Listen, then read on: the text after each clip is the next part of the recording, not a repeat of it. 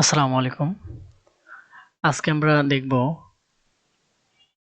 গণিতের বীজগণিত কিভাবে টাইপ করা যায়। আমরা অনেকেই জানি না যে a square, b square, c square, a cube, b cube, a cube plus b cube whole cube এগুলো আমরা লিখতে পারি না। তো আমরা আজকে দেখব কিভাবে এটা লেখা যায়। তো তার জন্য আমাদেরকে এই যে মাইক্রোসফট পাওয়ার পয়েন্ট ওপেন করতে হবে। মাইক্রোসফট পাওয়ার পয়েন্ট ওপেন করার পরে এরকম একটি ইন্টারফেস আসবে। তো আমরা প্রথমে এই যে নিউ স্লাইডে এখানে ক্লিক করব। এখানে ক্লিক করে এই যে ব্ল্যাঙ্ক স্লাইড এটি নিব। এটি নেওয়ার পর এই যে এটিকে ডিলিট করে দেব। তো এখন আমি চাচ্ছি এই যে এই উপরের এই লাইনটা আমি লিখব। তো এটি লেখার জন্য আমাদের কি করতে হবে? তো এই যে আমাদের টপ বার থেকে এইখান থেকে যে ইনসার্ট বাটনে ক্লিক করতে হবে। ইনসার্ট বাটনে ক্লিক করলে আমাদের এখানে অনেকগুলো অপশন চলে আসবে। এইখান থেকে আমরা এই যে ইকুয়েশন অপশনে ক্লিক করব।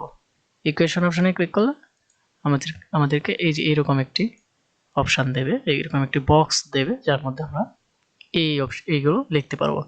তো আমাদেরকে এটা লেখার জন্য f function x equal to 2x plus 1 by 2x minus 1 হয় তবে f function 1 by x square plus 1 by f function 1 by x square minus 1 কীভাবে লিখতে হবে?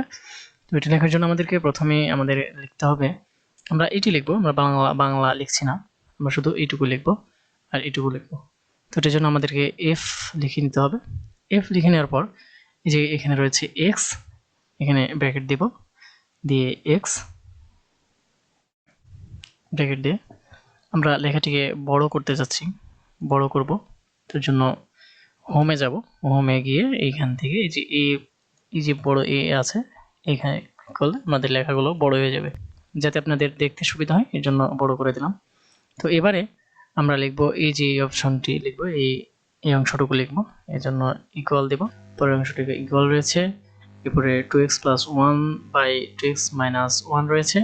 এটির জন্য আমাদেরকে যেটি করতে হবে সেটা হলো এই অপশনগুলোর মধ্যে টপ বার থেকে আমাদের এই যে যেখানে ইকুয়েশনের অপশন রয়েছে এখানে ক্লিক করতে হবে, এই যে ইকুয়েশন অপশন এখানে ক্লিক করতে হবে। এরপরে এই যে এটার জন্য আমাদেরকে এই যে ফাংশনে গিয়ে এই যে x বাই y রয়েছে এখানে ক্লিক করতে হবে এবং এই প্রথম অপশনটি সিলেক্ট করে নিতে হবে। সিলেক্ট করলে আমাদের এই যে এরকম একটা অপশন দেবে, এখানে আমরা লিখব 2x প্লাস 1 এবং নিচে লিখব 2x মাইনাস 1। এরপরে আমরা ডট ডট দিলাম। এরপরে আমরা লিখবো এই অংশটুকু লিখবো। এই অংশটুকু লেখার জন্য আমাদেরকে আবারও ওই যে এই ফাংশন অপশনে যেতে হবে, কারণ এখানে f function 1 by x square plus 1 by আছে, তাই জন্য আমাদেরকে ভাগ রয়েছে। এই ভাগের জন্য আমাদেরকে এই যে ফাংশন অপশনে গিয়ে এক্স বাই ওয়াই অপশনে ক্লিক করে এই প্রথম অপশনটি নিতে হবে। তো এখন আমাদেরকে এই বক্সে এইটি লিখতে হবে, এই অংশটুকু লিখতে হবে। আমরা কি করব? এই অংশ লেখার জন্য আমাদেরকে প্রথমে এফ লিখব। এফ লেখার পরে এই যে অংশটুকু আবার কিভাবে লিখব? আবার এই অংশ এইখানে যাব, ফাংশনে যাব, ফাংশনে গিয়ে এক্স বাই ওয়াই ক্লিক করে প্রথম অংশটি দিব। এখন এখানে আমরা ব্র্যাকেটের ভিতরে দিয়ে নিলাম, এটা আমরা ব্র্যাকেটের ভিতরে নিয়ে নিলাম। এবারে এখানে আমরা লিখব 1 এবং নিচে আছে এই যে এক্স স্কোয়ার। এক্স স্কোয়ারটা কিভাবে দিব?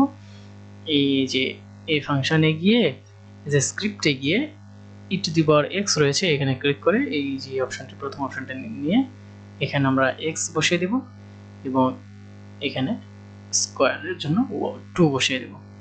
এবারে আমরা দেখেন এখানে এই ব্র্যাকেটটি বড় রয়েছে এবং এই ব্র্যাকেটটি ছোট, ভালো লাগছে না এটা। তো এটা বড় করার জন্য আমাদেরকে এই যে এখানে গিয়ে কার্সরটা এবারে নিয়ে স্পেস দিতে হবে, স্পেস দিলে এটা বড় হয়ে যাবে। এখন দেখেন সুন্দর লাগছে।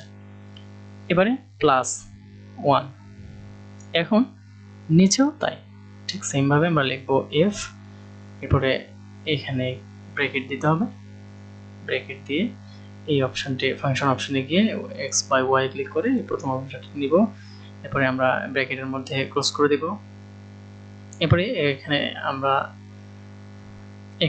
লিখব 1 এবং নিচে হবে এক্স স্কোয়ার দেওয়ার জন্য আমাদের এই যে স্ক্রিপ্টে গিয়ে প্রথম অপশনটি নিতে হবে এবং এখানে লিখব এক্স, এবারে এক্স স্কোয়ার, আবার কার্সরটি এই পাশে নিয়ে আসবো ব্র্যাকেটটি বড় করার জন্য, স্পেস দিব, বড় হয়ে যাবে -1।